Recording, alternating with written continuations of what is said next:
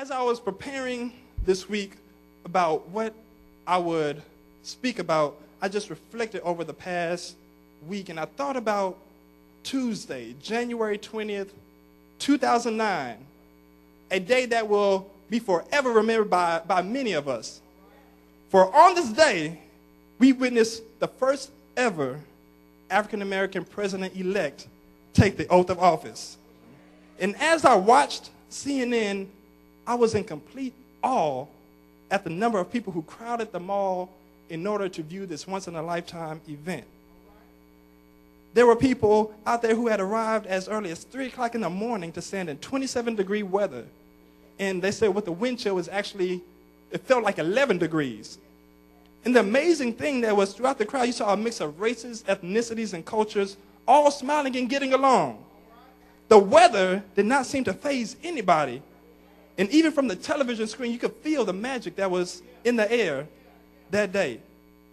And as I sat there, I reflected over the past year and the incredible campaign that President Obama ran, thinking of August 28, 2008, when he accepted the Democratic nomination and became the first African American to be nominated by a major party on his way to becoming president. Exactly 45 years later, to the day that Dr. King gave his famous "I Have a Dream" speech. Then the day before the inauguration, we celebrated the birth of Dr. Martin Luther King Jr., who would have been 80 years old.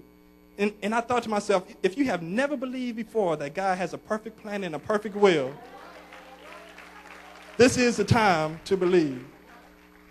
The whole event was inspiring, from watching Sasha and Malia walk on the platform with their beautiful smiles and their beautiful jackets, to watching Michelle Obama bring another level of class and sophistication we have not seen in years, to Barack giving a speech that challenged a nation to change. I thought to myself, we as a nation are truly experiencing a great transformation. And after 8 years of what some of us would call a terrible administration, turbulent times including war, Hurricane Katrina, Hurricane Ike, economic crisis, we are now getting ready to experience an extreme makeover.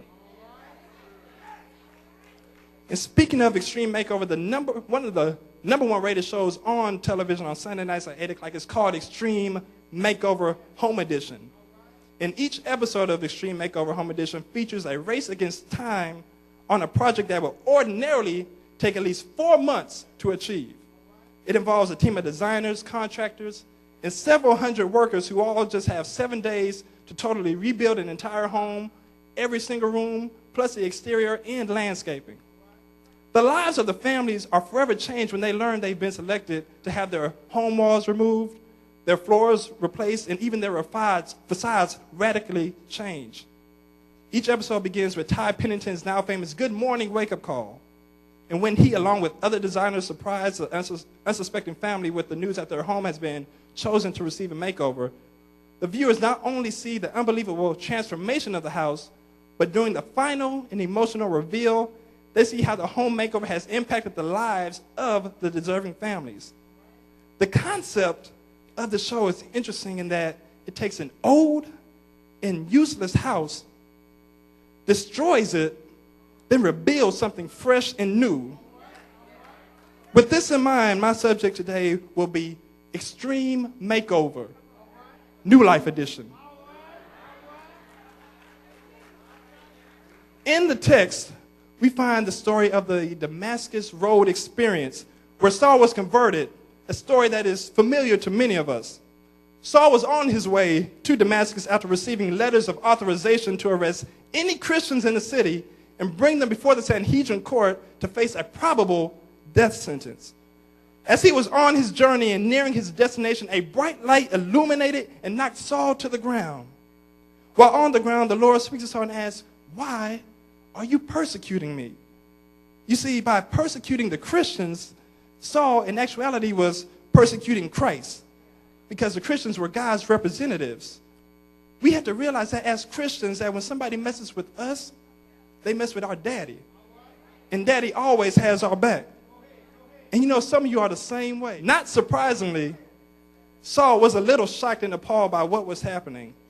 However, instead of looking to retreat or flee, he simply asked the Lord what he wanted him to do. The Lord literally knocked Saul into submission. And after giving his direction, the Lord called upon a disciple named Ananias. Now, Paul writes in Acts 22 that Ananias was a devout man of the law who had a good reputation with the Jews. The Lord commissioned Ananias to go to Saul and lay hands on him that he might receive his sight. Now, I'm sure Ananias had faith in God and was willing to follow his direction, but that did not leave him without doubt. In fact, if you read in verses 13 and 14 of Acts 9, we can see that Ananias was a little skeptical about going to see Saul. Using today's vernacular, Ananias basically said, look, God, I've heard about this man named Saul, and he's no joke. He's going around arresting people, killing people, and now he has the authority to do the same, come here and arrest all who call on your name, and you want me to go to him? You're basically going to put me in the fire? Come on, God. There must be something else you want me to do. Can I go lay hands on some sick, some elderly people? There must be something else you want me to do. Therefore, Ananias went to Saul and laid hands, and immediately the scales fell from Saul's eyes. He regained his sight, and he was baptized. God is going to use someone in this room to bless somebody who you thought didn't even like you.